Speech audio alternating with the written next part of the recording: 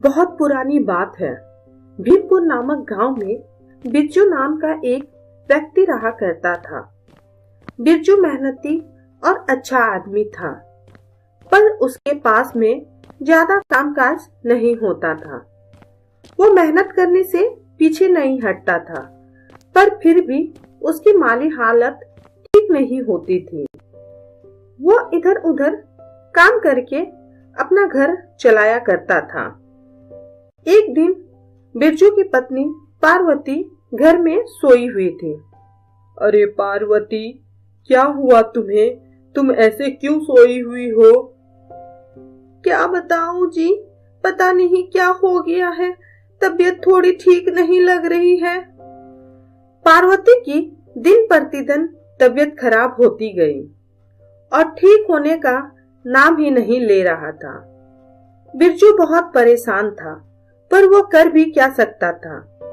उसके पास उतने भी पैसे नहीं थे कि वो अपनी पत्नी का इलाज करा सके। मैं क्या करूं, कुछ समझ में नहीं आ रहा है। तुम्हारी ऐसी हालत मुझसे देखी नहीं जा रही है। तुम इतना चिंता मत करो जी, जो ईश्वर की मर्जी होगा वही होगा मेरे साथ। वो तो सब ठीक है, पर मैं हाथ पर हाथ रखकर तुम्हें ऐसे नहीं देख सकता हूँ। जाकर मैं मदद मांगता हूँ गांव में, कोई ना कोई तो मदद करेगा। बिरजू ने गांव जाकर सारे लोगों से मदद मांगी, पर किसी ने भी उसकी मदद नहीं की।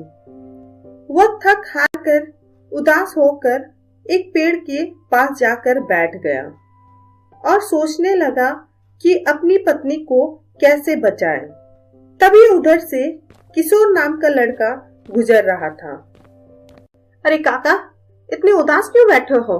क्या बात है जो इतने गमगीन हो? क्या बताऊं बेटा, मेरी पत्नी की तबीयत खराब है और मैं कुछ भी नहीं कर पा रहा हूँ। सारे गांव वालों से मदद मांगी, पर किसी ने भी कोई मदद नहीं की। अरे काका, इस जमाने में क्या आप किसी से कोई मदद की उम्मीद रख रहे हैं? यहाँ पर कोई किसी की मदद नहीं करता है और ना ही किसी का कोई दर्द समझता है। पर तुम चिंता मत करो, मैं तुम्हारी मदद करूंगा। तुम यहीं पर बैठे रहना, मैं थोड़ी देर में आता हूँ। ऐसा कहकर किशोर वहां से चला गया और थोड़ी देर बाद एक पुरानी कुर्सी लिए आया। अरे किशोर, ये पुराना कुर्सी क्यों लाए हो? इससे क्या करने वाले हो? अरे काका, तुम बस देखते जाओ इस पुरानी कुर्सी का कमाल। किशोर कुर्सी लिए गांव के चौराहे पे गया और जोर जोर से आवाज लगाने लगा। आ गई, आ गई, कमाल की कुर्सी आ गई, आपके लिए जादुई कुर्सी आ गई, आइए आइए, जल्दी से आइए। किशोर की ऐसी बात सुनकर सारे लोग इकट्ठा हो गए और कुर्सी को देखने लगे। तभी उनमें से एक व्यक्ति बोला, अरे भाई, ये क्या खास बात है इस कुर्सी में? इस पुरानी सी कुर्सी को तुम इस तरीके से जादुई कुर्सी बता रहे हो। क्या जादू है इस कुर्सी में? किशोर ने देखा वो व्यक्ति अपनी पत्नी के साथ आया है। उसके दिमाग में एक तरकीब आई। उसने बोला, अरे काका, ये दिख तो रही है पुरानी कुर्सी, पर ये है एक जादुई कुर्सी और ये 100 साल पहले की कुर्सी है, जादुई कुर्सी। ठीक है, तो बताओ कि इसमें क्या जादू है। पहले बताओगे तब तो मानूं कि इसमें क्या जादू है, दिखाओ तो। काका, इस कुर्सी में बैठने से तुम्हें अपने मरे हुए लोग सामने नजर आएंगे।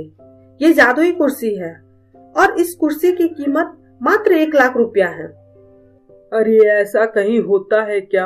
अगर सच में ये कुर्सी जादुई कुर्सी है तो मैं तुम्हें दोगुना कीमत दूंगा, 1 लाख की जगह 2 लाख।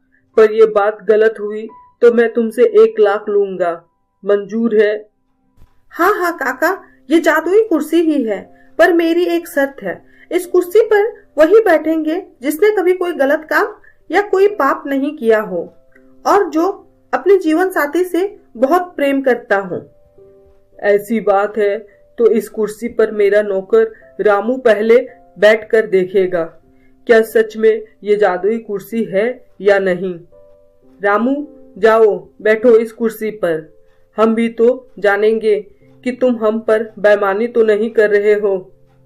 रामू डरते डरते कुर्सी में बैठा, पर उसे कुछ भी नहीं दिख रहा था और वो मन ही मन सोचने लगा कि अगर मैं मना करूंगा तो मालिक मुझे काम से निकाल देंगे और अब मैं क्या करूं।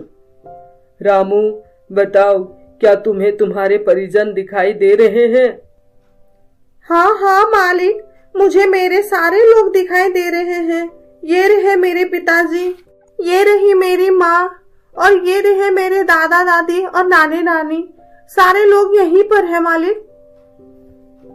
सेठ की पत्नी कहती है, सुनो जी, आप भी बैठिए ना इस कुर्सी में, आपको भी देखेंगे आपके घर वाले, और मैं भी तो देखूं कि आप मुझसे कितना प्रेम करते हैं।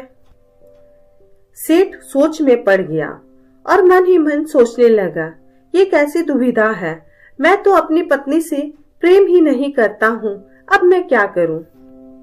सेठ सोचने लगा, वो बैठना तो नहीं चाहता था, पर अपनी पत्नी के जोर देने पर उसे बैठना ही पड़ा।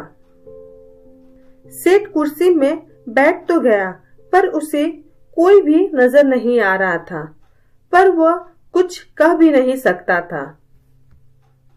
क्यों जी, आपको आपके घर वाले दिख रहे हैं ना? अरे हाँ हाँ भगवान, मेरे माँ पिताजी सारे लोग यहीं पर हैं, मुझे सब कुछ दिख रहा है, सब यहीं पर खड़े हैं। ये वाकई में जादुई कुर्सी है।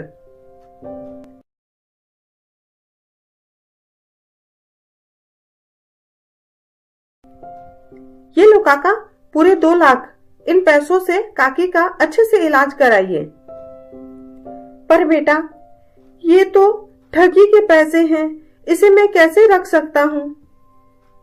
अरे काका, मैं किसी अच्छे इंसान को नहीं ठगा, ये सेठ तो अपने एक नंबर का ठग है, सारे गांव वालों को ठगता है।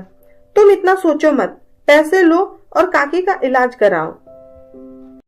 बिरजू पैसे लिए घर गया और अपनी पत्नी का इलाज कराया और वो ठीक हो गई और दोनों अब अच्छे से रहने लगे। इस कहानी से हमें सीख मिलती है कि जैसे को तैसा ही मिलता है।